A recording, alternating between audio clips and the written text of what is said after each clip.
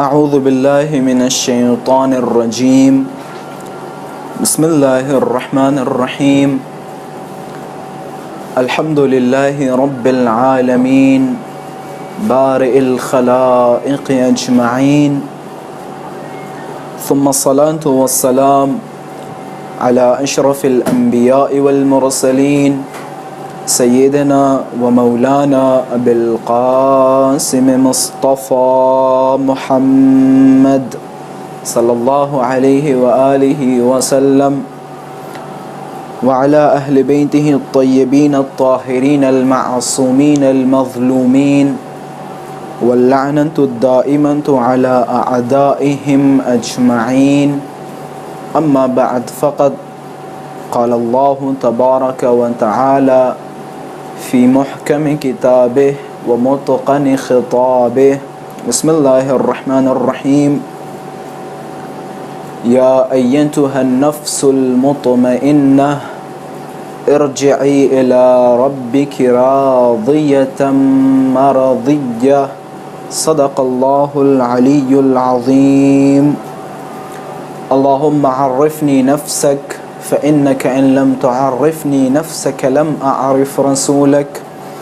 اللهم عرفني رسولك فإنك إن لم تعرفني رسولك لم أعرف حجتك اللهم عرفني حجتك فإنك إن لم تعرفني حجتك ضللت عن ديني اللهم عجل لوليك الفرج والعافية والنصر واجعلنا من أعوانه وأنصاره وجود ذی الجود نازنین امام زمان عجل اللہ تعالی فرجہ الشریف کی سلامتی اور حضرت کے ظہور میں تعجیل اور مؤمنین کرام کی سلامتی علماء کرام کی سلامتی عزاداران سید الشہداء کی سلامتی کے لیے ایک صلوات ہدیہ فرمائیں اللہم صل علی محمد و آل محمد وعجل فرجہم۔ سب سے پہلے امام زمانہ عجل اللہ تعالی فرجہ الشریف کی خدمت میں امام سجاد علیہ السلام کی مصیبتیں اور حضرت کی شہادت کی تعزیت پیش کرتا ہوں اپنی طرف سے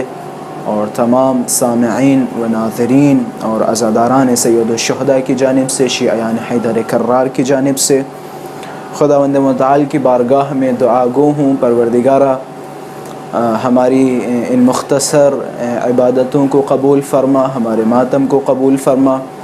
ہماری مجالسوں کو قبول فرما، ہمارے نوحوں کو قبول فرما، ہماری عزاداریوں کو قبول فرما۔ یقیناً ہمارا سب سے بڑا ہدف اور سب سے بڑا مقصد اللہ تبارک و تعالی کی رضا ہے۔ اگر ہم امام حسین علیہ السلام کو پرسہ دے رہے ہیں یا اہل بیت علیہ السلام کی خدمت میں پرسہ پیش کر رہے ہیں یا امام حسین علیہ السلام کی مظلومیت پہ گریہ کر رہے ہیں، امام حسین پہ پرسہ پیش کر رہے ہیں، تو ہمارا سب سے بڑا مقصد یہ ہے کہ خدا ہماری اس پرسے کو قبول فرمائے، خدا ہماری ان عزاداریوں کو قبول فرمائے۔ یقیناً ہمارا سب سے بڑا ہدف رضائے الہی کا حصول ہے، یعنی خدا ہمارے ان کاموں سے راضی ہو جائے۔ یقیناً جب ہم ممبروں سے اترتے ہیں اور ہمارے سامنے کوئی ہمارا محب یا چاہنے والا یا وہ انسان جو فرش عزا پہ آ کے مجلسیں سنتا ہے، وہ اگر ہم سے کہتا ہے کہ مجلس بہت اچھی یا آپ کا نوحہ بہت اچھا یا آپ کی انجمن بہت اچھی، تو ہم بے ساختہ یہ جملہ کہتے ہیں کہ بس بی بی راضی ہو جائیں، اہل بیت راضی ہو جائیں۔ تو سمجھ میں یہ آتا ہے کہ ہر عزاداری کا مقصد رضائے امام حسین علیہ السلام ہے، اور یقیناً اگر امام حسین علیہ السلام راضی ہو گئے تو گویا آپ نے خدا کو راضی کر لیا ہے۔ میں بغیر کسی مقدمے امام موسیٰ کاظم علیہ السلام کی ایک حدیث کے ذریعے سے اپنی بحث کا آغاز کرتا ہوں۔ امام موسیٰ کاظم علیہ السلام فرماتے ہیں کہ روز محشر جب نفسا نفسی کا عالم ہوگا، ایک ہنگامہ ہوگا، تو ایک منادی ندا دے گا، کہاں ہیں اصحاب رسول اللہ صلی اللہ علیہ وآلہ وسلم؟ تو جو رسول اللہ کے اصحاب ابو ذر، سلمان، مقداد یا اور دیگر صحابی کرام وہ تشریف لائیں گے اور ان کا ایک عظیم مرتبہ ہوگا. پھر خدا کی طرف سے منادی ندا دے گا کہاں ہیں اصحاب امیر المؤمنین علیہ الصلاۃ والسلام. تو امام موسیٰ کاظم علیہ الصلاۃ والسلام فرماتے ہیں کہ امیر المؤمنین علیہ الصلاۃ والسلام کے جو صحابہ کرام تھے، جو چاہنے والے تھے، وہ آئیں گے اور آنے کے بعد اگلی صف میں کھڑے ہوں گے. پھر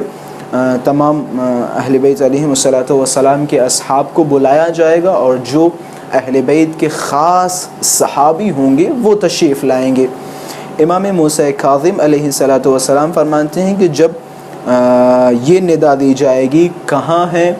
امام سجاد علیہ الصلاۃ والسلام کے اصحاب، ان کے ساتھ رہنے والے، تو روایتوں میں ملتا ہے کہ جبیر بن مطعم اور یحییٰ بن ام طویل اور ابو خالد کابلی اور سعید بن مسیب اور بعض روایتوں میں ایک دو اور صحابہ کرام کا ذکر ہوا ہے. تو یہ افراد، یہ شخصیتیں آئیں گی اور کھڑی ہوں گی اور ان کا ایک عظیم مرتبہ ہوگا،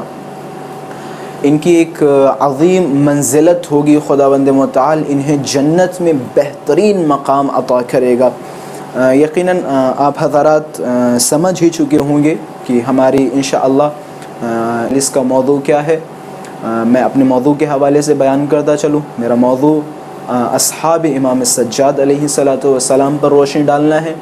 یقیناً اگر کسی کی شخصیت سے ہم باخبر ہونا چاہتے ہوں، اگر ہم جاننا چاہتے ہیں کہ فلاں شخصیت کا مرتبہ کیا ہے، فلاں شخصیت کی عظمت کیا ہے، تو یقیناً اس کے اندر بہت ساری صفات اور بہت سارے کمالات آپ کو ملیں گے. لیکن انہی کمالات میں سے ایک کمال یہ ہے کہ جو اس کے خاص شاگرد ہوں گے، خاص ان کے ساتھ بیٹھنے والے لوگ ہوں گے، ان کا ایک عظیم مرتبہ ہوگا، عجیب و غریب مرتبہ ہوگا، ان کی عظمت عجیب و غریب ہوگی. یقیناً امام سجاد علیہ الصلاۃ والسلام کی زندگی میں اگر ہم جائیں تو امام سجاد علیہ الصلاۃ والسلام کی بہت ساری صفات، خود امام سجاد علیہ الصلاۃ والسلام کا لقب سید الساجدین یا سجاد، یقیناً خود ان الفاظ میں اہل بیت کے فضائل پوشیدہ ہیں. امام سجاد علیہ الصلاۃ والسلام کی عظمت خود اسی لفظ میں پوشیدہ ہے جو ہم تکرار کرتے رہتے ہیں، سجاد یا سید الساجدین. بڑی عظیم منزلت ہے اور بڑا عظیم مرتبہ ہے امام سجاد علیہ الصلاۃ والسلام کا. لیکن اگر امام سجاد علیہ الصلاۃ والسلام کی عظمت اور مرتبے سے ہم مزید آشنا ہونا چاہتے ہوں تو دیکھیں امام سجاد علیہ الصلاۃ والسلام کے شاگرد کیسے تھے، امام سجاد علیہ الصلاۃ والسلام کے اصحاب کیسے تھے. یقیناً جب ہم اصحاب امام سجاد علیہ الصلاۃ والسلام سے آشنا ہوں گے، ان کی صفات کی طرف رجوع کریں گے، ان کے کمالات اور ان کے فضائل دیکھیں گے، پھر ہمیں یقیناً امام سجاد علیہ الصلاۃ والسلام کے مرتبے کا احساس ہوگا. میں ایک قصہ بیان کرتا چلوں اور یہ بھی بیان کرتا چلوں کہ غلام تقریباً اصحاب میں شمار ہوتے ہیں. اگر کسی شخصیت کا کوئی غلام ہے، اصحاب اگر ہم لفظی معنی لیں تو صاحب کے معنی میں، یعنی دوست، ساتھی. تو یقیناً اگر کسی شخص کا کوئی غلام ہو تو وہ یقیناً ساتھیوں میں سے ہوتا ہے. اور اہل بیت علیہم الصلاۃ والسلام کی خصوصی اگر ایک صفت ہے تو وہ یہ کہ اہل بیت علیہم الصلاۃ والسلام کسی غلام کو خریدتے تھے تو ان کا مقصد یہ نہیں ہوتا تھا کہ اس غلام سے خدمت لیں، بلکہ مقصد یہ ہوتا تھا کہ اس غلام کی تربیت کریں اور اسے اپنا ساتھی بنائیں، اسے اپنا دوست بنائیں، اور تربیت کرنے کے بعد اسے ایک اچھا انسان بنانے کے بعد اسے آزاد کر دیں. تاریخ میں دو شخصیتوں کے بارے میں بہت زیادہ ملتا ہے کہ یہ دو شخصیتیں بازاروں میں جاتی تھی اور جانے کے بعد غلاموں کی خریداری کرتی تھیں، غلاموں کو خرید کے لاتے تھے اور لانے کے بعد ان کی خوب اچھی تربیت کرتے تھے اور تربیت کرنے کے بعد انہیں آزاد کر دیتے تھے. تاریخ میں ملتا ہے کہ مدینے میں بہت ہی زبردست قحط برپا ہو گیا تھا، لوگ پریشان تھے، بارش نہیں ہو رہی تھی، اناج نہیں اگ رہا تھا. تو راوی کہتا ہے کہ میں ایک بازار میں بیٹھا ہوا تھا، میں نے دیکھا لوگ دعائیں کر رہے ہیں اور نمازیں پڑھ رہے ہیں بارش کے لیے، کیونکہ مدینے میں بہت ہی زبردست قسم کا قحط برپا ہو گیا تھا. بارش بالکل نہیں ہو رہی تھی، لوگ دعائیں کر رہے تھے۔ راوی کہتا ہے میں نے دیکھا ایک سیاہ پوست کالے رنگ کا ایک شخص ایک کونے میں بیٹھا، اور بیٹھنے کے بعد ہاتھوں کو بلند کیا پروردگار متعال کی خدمت میں اور عرض کرنے لگا پروردگارہ تجھے واسطہ ہے اس شخصیت کا کہ جس کا میں غلام ہوں۔ ان جملات پہ دقت کیجیے گا اور جانیے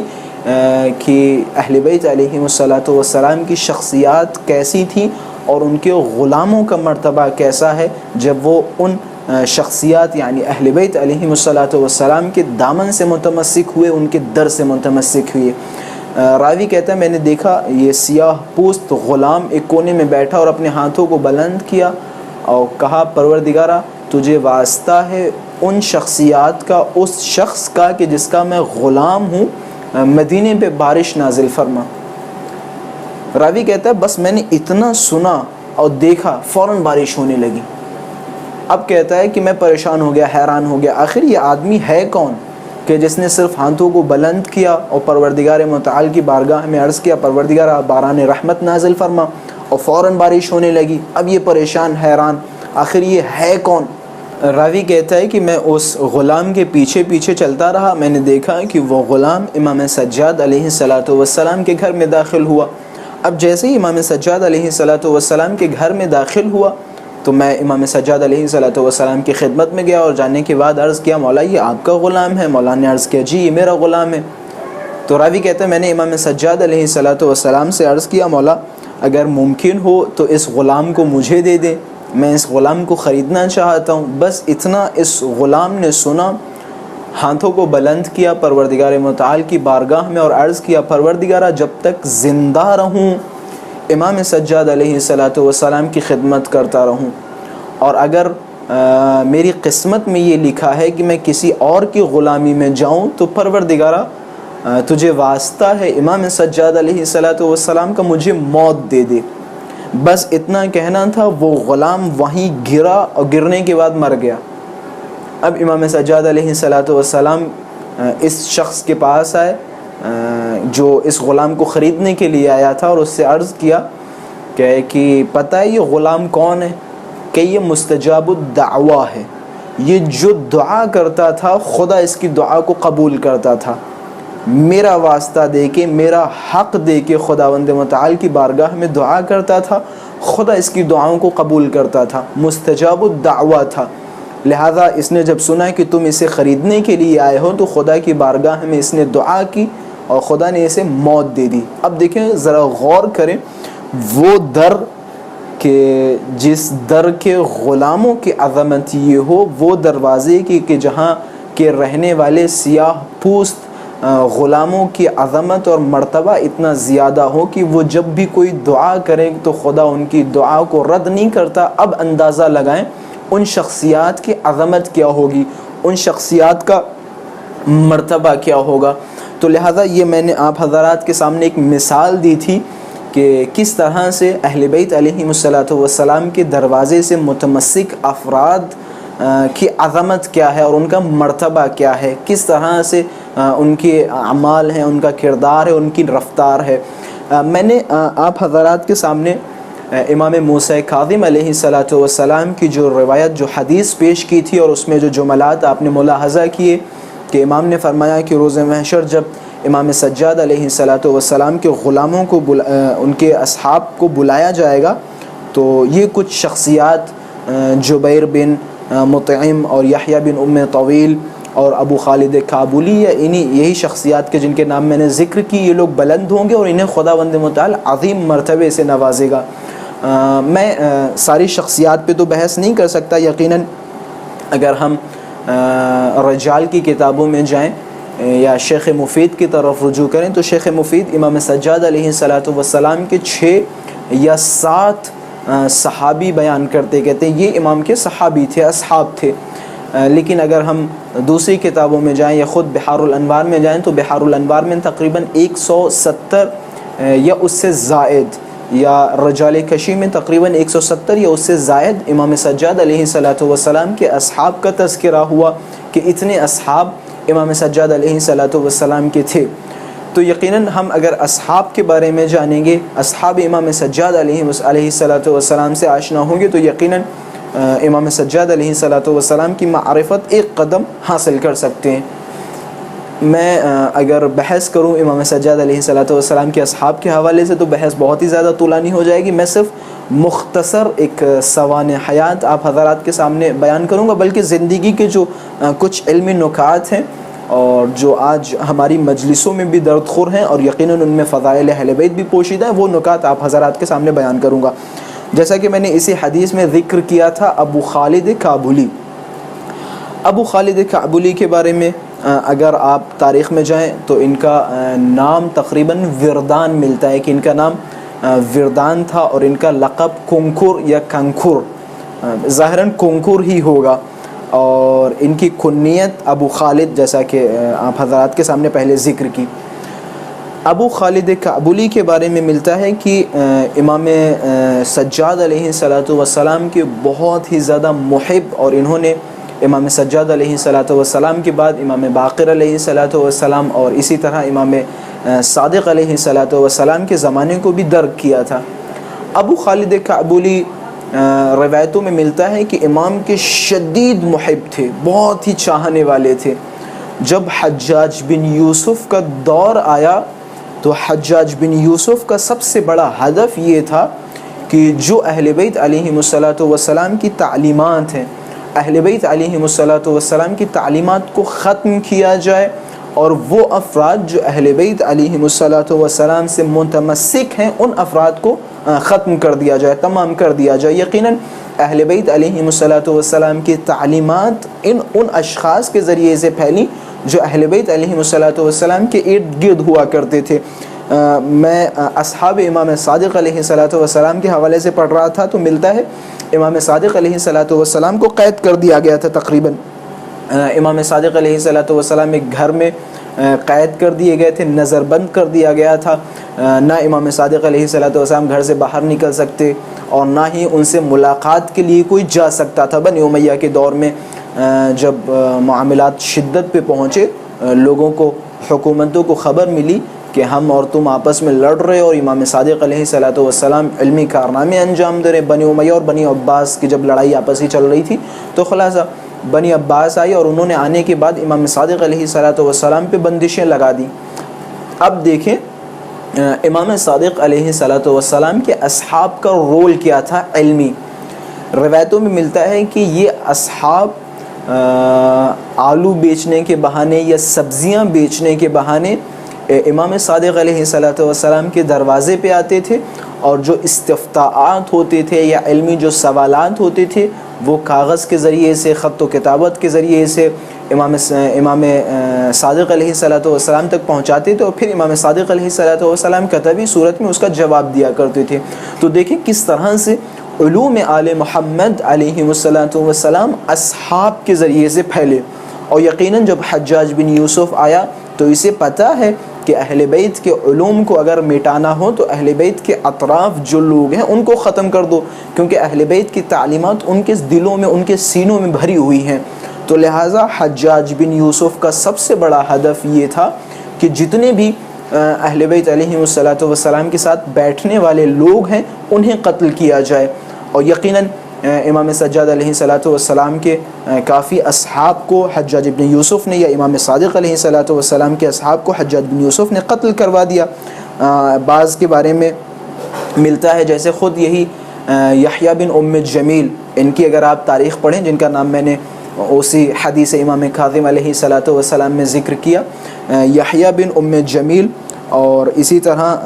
سعد بن مسیب یا ابن مسیب اگر میں اشتباہ نہ کروں، تقریباً سعید ابن مسیب اور ام جمیل، یحییٰ بن ام جمیل، ان دونوں کو حجاج بن یوسف نے بلوایا، اور بلوانے کے بعد ان دونوں سے کہا کہ بھائی تم علی کو گالیاں دو، علی کو ناسزا کہو، علی کے اوپر معاذ اللہ فحاشی کرو۔ تو ملتا ہے کہ سعید بن مسیب نے مولا کو ناسزا کہہ دیا، یعنی گالیاں اور جو فحش اور فحاشی کرنی تھی وہ کر دی، اور حجاج بن یوسف کے ساتھ ہو گئے تقیتاً، جو کہ تقریباً صحیح تھا۔ لیکن یحییٰ بن ام جمیل انہوں نے کہا نہیں، میں مولا کو گالی نہیں دوں گا، تم کچھ بھی کر لو. تو لہٰذا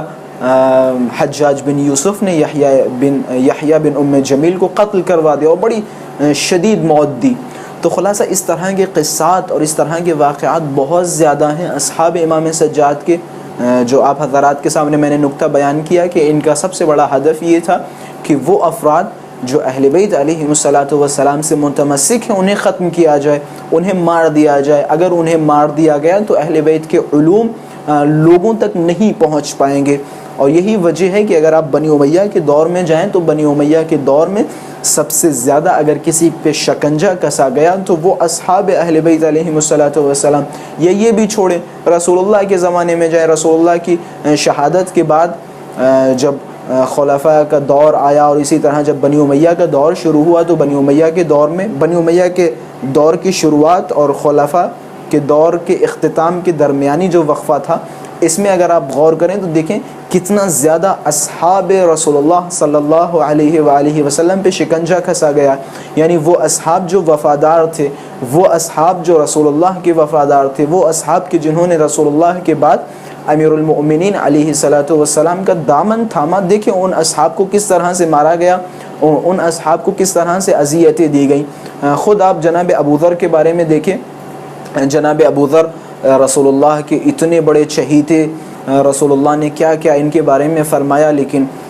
دیکھیں کس طرح سے، کیونکہ یہ حق سے متمسک تھے اور اہل بیت علیہم السلام سے متمسک تھے اور امیر المؤمنین علیہ السلام کی ولایت کے قائل تھے. اور غدیر خم میں جو رسول اللہ صلی اللہ علیہ وآلہ وسلم نے اعلان کیا تھا اس اعلان کے حامی تھے. تو لہذا جناب ابو ذر کو جگہ جگہ اذیتیں دی گئیں، جناب ابو ذر کو جگہ جگہ تکلیف دی گئی. یہاں تک کہ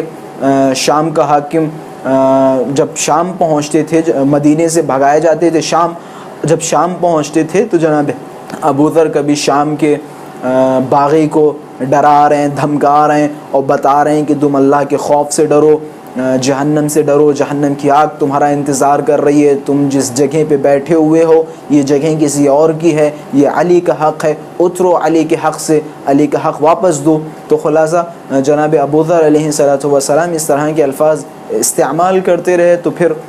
باغی شام نے خط لکھا مدینے والے کے پاس کہ بھیا ہم جناب ابو ذر کو برداشت نہیں کریں گے، آپ جناب ابو ذر کو واپس اپنے پاس بلائیں. تو جناب ابو ذر کو بھیج دیا جاتا تھا مدینے کی طرف. پھر مدینے میں جناب ابو ذر ناک میں دم کر لیتے تھے، پھر مدینے سے دوبارہ شام بھیجا جاتا تھا. تو اسی سفر کے درمیان جناب ابو ذر کی شہادت واقع ہو گئی. اس شدت اور اتنی مشقت سے جناب ابو ذر کو مارا گیا، میں بیان نہیں کر سکتا، بس ایک اشارہ کرتا چلوں. ننگی پیٹھ پہ انہیں بٹھا دیا گیا اور رسیوں سے باندھ دیا گیا تھا. ان کے بارے میں ملتا ہے کہ ان کی ران کا گوشت اونٹ کی کوہان کی وجہ سے کٹ کٹ کے زمین پہ گرنے لگا تھا، پورا گوشت کٹ چکا تھا. اتنی شدت سے اور اتنی اذیت ناک جناب ابو ذر کو موت دی گئی. تو خلاصہ کلام اس طرح کے جو ادوار ہیں اگر آپ غور کریں، جو اصحاب کے ساتھ جو واقعات پیش آئے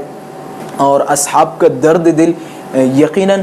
جب ہم اصحاب کے بارے میں پڑھیں گے اور اصحاب کی تاریخ پڑھیں گے تو اہل بیت علیہم السلام کی طرف متمسک ہوں گے. کیوں نہ ہو، آخر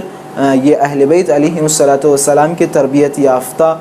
صحابہ کرام ہیں. اہل بیت نے خاص توجہ ان کے اوپر دی اور اہل بیت علیہم السلام نے خاص تعلیمات سے انہیں نوازا. جیسے آپ ابو حمزہ ثمالی کے بارے میں پڑھیں، دیکھیں کس طرح سے اہل بیت علیہم السلام نے توجہ دی اپنے اصحاب پر. ابو حمزہ ثمالی کے بارے میں ملتا ہے کہ مولا سجاد علیہ السلام کے صحابیوں میں سے تھے اور بہت ہی زیادہ قریب تھے مولا سجاد کے. اتنے زیادہ قریب کہ آج جو دعا ہم امام سجاد علیہ السلام کی جو دعا ہے وہ ہم ماہ رمضان میں پڑھتے ہیں، لیکن اس کا نام ہم نے رکھا ہے کیا؟ دعائے ابو حمزہ ثمالی. دعا کس کی ہے؟ امام سجاد کی، لیکن نام کس کا ہے؟ دعائے ابو حمزہ ثمالی. یعنی یہ امام سجاد علیہ السلام سے اتنے زیادہ قریب تھے کہ اس دعا کا نام دعائے ابو حمزہ ثمالی رکھا گیا. میں اور ایک دقیق نقطے کی طرف اشارہ کروں، دعائے ابو حمزہ ثمالی یہ وہ دعا ہے کہ جسے امام سجاد علیہ السلام راتوں میں پڑھا کرتے تھے. صرف اتنا ہی نہیں بلکہ نماز شب کے قنوت میں یہ دعا پڑھا کرتے تھے۔ اب ذرا غور کریں، ماہ رمضان میں دعا کو راتوں میں قنوت میں پڑھا کرتے تھے امام سجاد علیہ الصلوۃ والسلام، اور نقل کس نے کی؟ ابو حمزہ ثمالی نے۔ اب ذرا مجھے بتائیں کہ ابو حمزہ ثمالی کیا راتوں میں امام سجاد علیہ الصلوۃ والسلام کے ساتھ ہم مصلی نہیں ہوا کرتے تھے؟ یعنی امام سجاد علیہ الصلوۃ والسلام مصلی پہ نماز پڑھتے تھے تو جناب ابو حمزہ ثمالی امام سجاد کے ساتھ ہی اسی کے پاس، اسی مصلی کے پاس ہوا کرتے تھے۔ یہ عظمت ہے جناب ابو حمزہ ثمالی کی، کتنے مولا سے قریب تھے۔ ایسے ہی نہیں اصحاب اہل بیت علیہ الصلوۃ والسلام تربیت یافتہ ہوئے، ایسے ہی نہیں اصحاب اہل بیت علیہ الصلوۃ والسلام کے پاس علوم کے خزانے ہوئے۔ اس کی وجہ یہ ہے کہ اہل بیت نے انہیں اپنے سے بہت ہی زیادہ قریب رکھا۔ اگر آپ علمیت کے حوالے سے جائیں، بعض صحابہ کرام کے بارے میں ملتا ہے کہ فضائل کے اتنے زیادہ ان کے پاس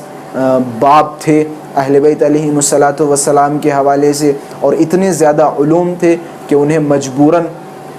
کنویں میں جاتے تھے۔ وہ کنویں میں جانے کے بعد قال فلاں قال فلاں قال فلاں، ظاہراً امام باقر علیہ الصلوۃ والسلام کے شاگرد کنویں میں جاتے تھے، وہ کنویں میں جانے کے بعد چلا چلا کے چیخ چیخ کے کہتے تھے کہ امام باقر نے یہ فرمایا، فلاں امام نے یہ فرمایا، رسول اللہ نے یہ فرمایا، یعنی کوئی سننے والا نہیں ہوتا تھا، علم جنبی علم ان کے دلوں میں تھا۔ اہل بیت علیہ الصلوۃ والسلام کے دروازے کے تربیت یافتہ اشخاص تھے۔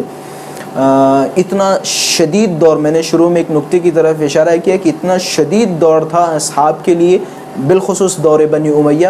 کہ اصحاب اہل بیت علیہ الصلوۃ والسلام کے فضائل بیان نہیں کر پاتے تھے۔ بعض روایتوں میں ملتا ہے کہ رسول اللہ کے ایک بہت بڑے صحابی یہ آئے، اور آنے کے بعد انہوں نے اپنی خواہش جاری کی کہ زندگی میں صرف میری ایک حسرت ہے، صرف ایک حسرت ہے، کہ وہ حسرت یہ ہے کہ میری زندگی میں کوئی ایک ایسا دن آئے کہ جس دن میں صبح کو ممبر پہ بیٹھوں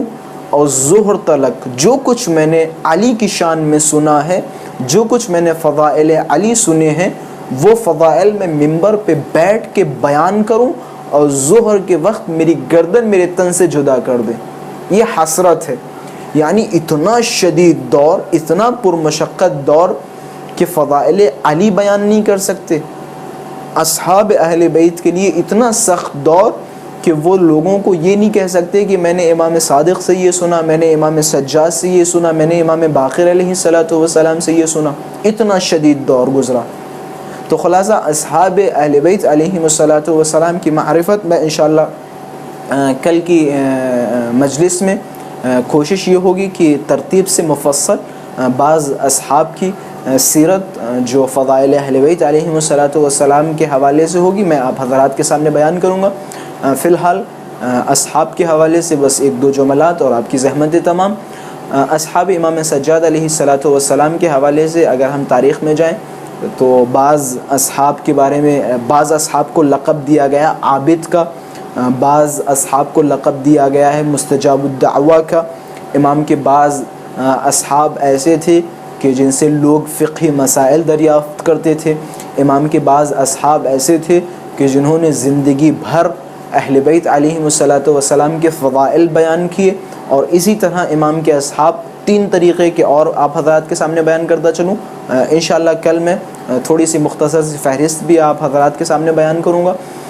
امام علیہ الصلوۃ والسلام کے بعض صحابہ تو وہ تھے کہ جنہوں نے رسول اللہ کے زمانے کو درک کیا، یا امیر المؤمنین علیہ الصلوۃ والسلام کے زمانے کو درک کیا، یا امام حسن و حسین کے زمانے کو درک کیا، پھر امام سجاد علیہ الصلوۃ والسلام کے زمانے کو درک کیا، جیسے جناب جابر بن عبداللہ انصاری، یا اسی طرح سے بعض اصحاب وہ تھے کہ جنہوں نے صرف امام سجاد علیہ الصلوۃ والسلام کے دور سے شروعات کی، یعنی امام سجاد علیہ الصلوۃ والسلام کی صحبت کو درک کیا، جن میں سے بعض نام میں نے آپ حضرات کے سامنے بیان کیے۔ اور بعض اصحاب ایسے تھے کہ جنہوں نے امام سجاد علیہ الصلوۃ والسلام کے بعد امام جعفر صادق، یہاں تک کہ امام موسیٰ کاظم علیہ الصلوۃ والسلام کے زمانے تک کو درک کیا تھا۔ تو انشاءاللہ کل میں اس حوالے سے بیان کروں گا امام سجاد علیہ الصلوۃ والسلام کے اصحاب اور ان کی صفات، اور بالخصوص امام سجاد علیہ الصلوۃ والسلام کی ایک صفت جو امام سجاد علیہ الصلوۃ والسلام کے اصحاب کا کرم اور ان کی دین ہے وہ واقعہ عاشورہ ہے، جو انہوں نے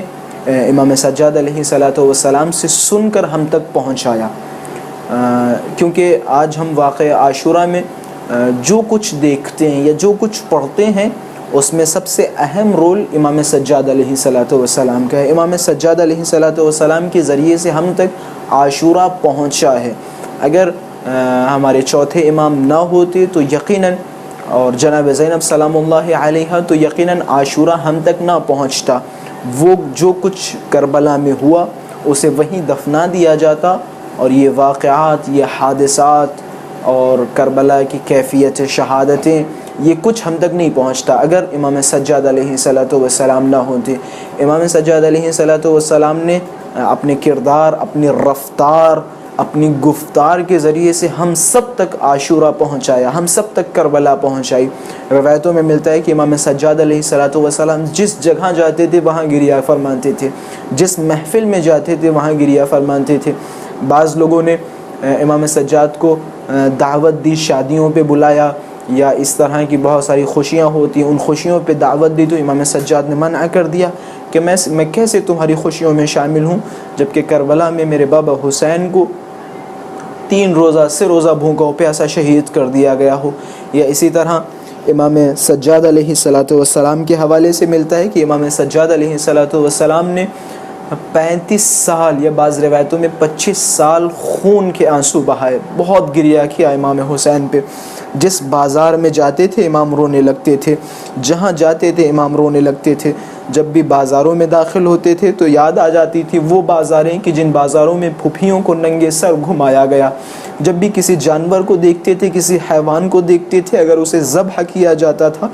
تو اس کے ننگے بدن کو دیکھتے تھے تو کربلا کے عریان بدن یاد آ جاتے تھے اور امام سجاد رونے لگتے تھے۔ روایتوں میں موجود ہے کہ جب بھی امام سجاد علیہ الصلوۃ والسلام بازار میں جاتے تھے تو بازار میں جتنے بھی قصاب ہوا کرتے تھے وہ اپنے گوشت پہ کپڑا ڈال لیتے تھے، جو ان کے ذبیحے ہوتے تھے ان کے اوپر کپڑا ڈال لیا کرتے تھے۔ ایک دن امام سجاد بازار میں داخل ہوئے، اور جیسے ہی بازار میں داخل ہوئے تو سب نے اپنے اپنے گوشت پہ کپڑے ڈال لیے تھے، لیکن ایک شخص گوشت کے اوپر کپڑا ڈالنا بھول گیا۔ امام سجاد جیسے ہی اس کے پاس پہنچے اس نے فوراً کپڑے کو ڈالا اور ہاتھوں کو جوڑا کہ مولا مجھے معاف کر دیں، آج میں بھول گیا تھا۔ عجب نہیں، امام سجاد علیہ الصلوۃ والسلام نے فرمایا اے شخص تو گھبرا نہیں،